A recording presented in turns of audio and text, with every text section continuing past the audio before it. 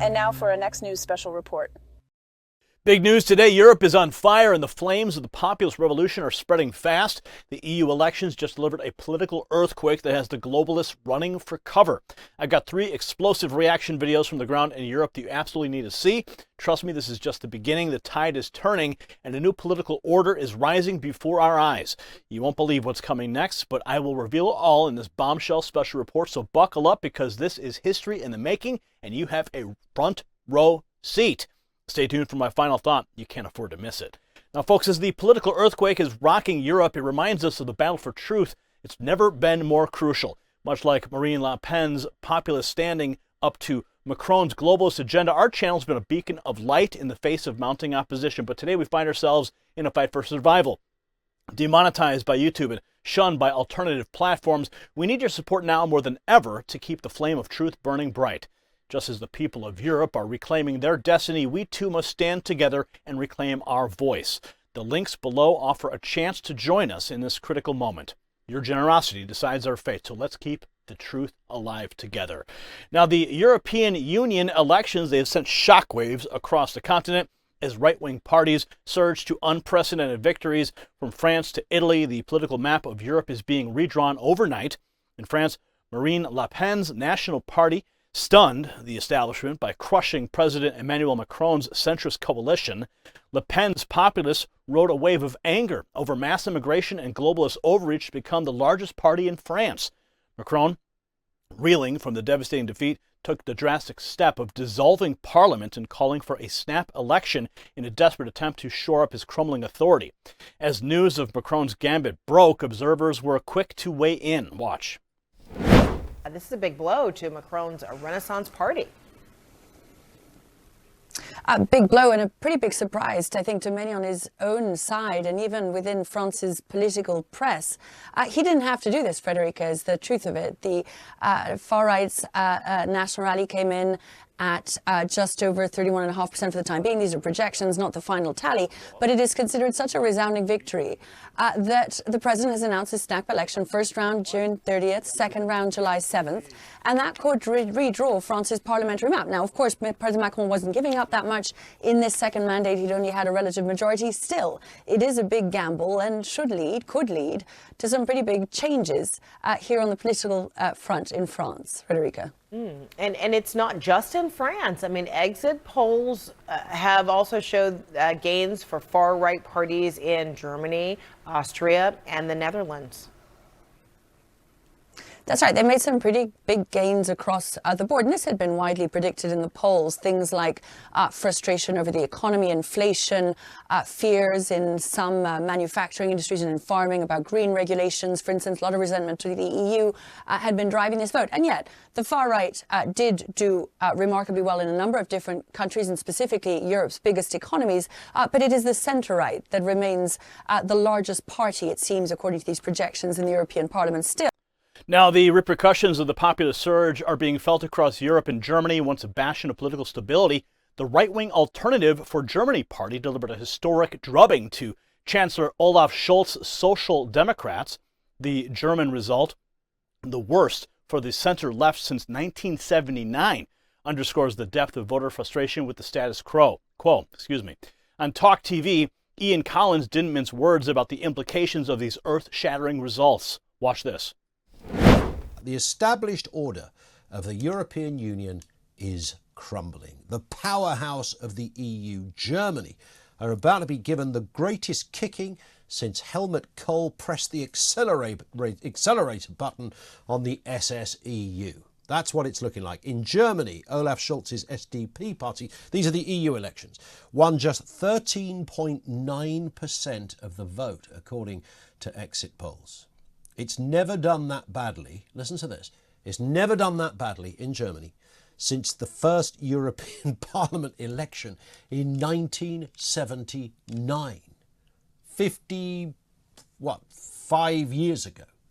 That's how bad it is over there. France, Belgium, all of these countries. There's a couple of exceptions. Apparently the Scandinavian countries, I was slightly surprised by this, appear to be turning left rather than right. But the big headlines are the United States under Trump, France under Le Pen, potentially, Italy under Meloni, and an increasing appetite for Reform UK over here. Tells us that something is happening. Yes, something is definitely happening. Did you hear what he said there? He said Trump in the United States. They know Trump is returning. Now, his assessment captures the mood of disillusionment sweeping Europe. Voters fed up with years of unchecked immigration and out-of-touch elites are demanding radical change. The populist right, once dismissed as fringe extremists, are now poised to wield real power in the heart of Europe. This tectonic shift has geopolitical experts scrambling to make sense of the new reality. Also on Talk TV, Roger Gewalb broke down the factors driving this right-wing revolt. Watch.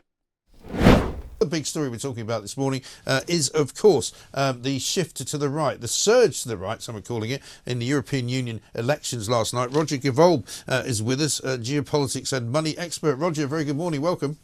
Good morning, Mike. So, I mean, I don't want to say people didn't see this coming, because some people did, and they predicted that, you know, people have had enough of mass immigration in Europe, people have had enough of the net zero craziness, and so Spain, Germany, France, Austria, the Netherlands, Belgium, I mean, a snap election from Emmanuel Macron. It was quite a night. Italy, big Italy. Yes. Yeah, well, I mean, you're absolutely right. I think there's not so queer as folk, is there? I mean, it's just incredible. We Brexited to get away from the lefty, woke, oppressive, controlling, globalist, federalist, multiculturalist nonsense of the EU. And it never happened because this government actually didn't want and sabotaged our effecting Brexit properly, because they didn't like it despite the will of the people. Yeah. And here we are 4 years later, Europe, the EU, are all Brexiteers now. 400 million people, you know, voted a majority, overwhelming, drove Macron and the Belgian prime minister out of office. And here we are going back, most assuredly, to what we were trying like hell to get away from. Isn't it interesting? The world is shifting back to freedom, my friends. This is huge. Now, his analysis highlights the deep-seated anger fueling the populist backlash. Europeans are rejecting the globalist vision of a borderless multicultural superstate and reasserting the primacy of national sovereignty and identity. The elites in Brussels, long accustomed to dictating terms to member states, now find themselves on the defensive as voters demand a return to democratic accountability.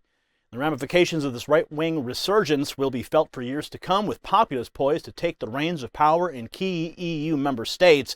The very future of the European project hangs in the balance. Will the globalist dream of an ever closer union survive this populist onslaught, or will Europe fracture along national lines as countries chart their own paths forward? One thing is certain: the old political order lies in ruins, shattered by the pent-up fury of voters who refuse to be ignored any longer. A new era is dawning in Europe, one shaped by the passions and priorities of ordinary citizens rather than the dictates of disconnected bureaucrats. The road ahead will be fraught with challenges and uncertainties, but one thing is clear: Europe will never be the same again. If you got value from this report, tap subscribe. My final thought is next. The globalist elites are trembling as the populist wave crashes across Europe and America. From the stunning victory in France to the meteoric rise of Trump at home, citizens are rejecting the soulless agenda of open borders and surrender of national sovereignty. The world is awakening to the power of patriotism and the unbreakable spirit of free people united in defense of their heritage and traditions. As the globalist order crumbles, a new era of self-determination and liberty dawns. The future belongs to the brave men and women daring to reclaim their birthright of self-rule. My friends, this is only the beginning, and the best is yet to come. Congratulations, you made it to the end of the video.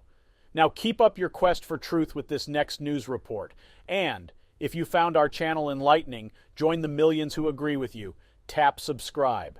Thank you for watching the Next News Network.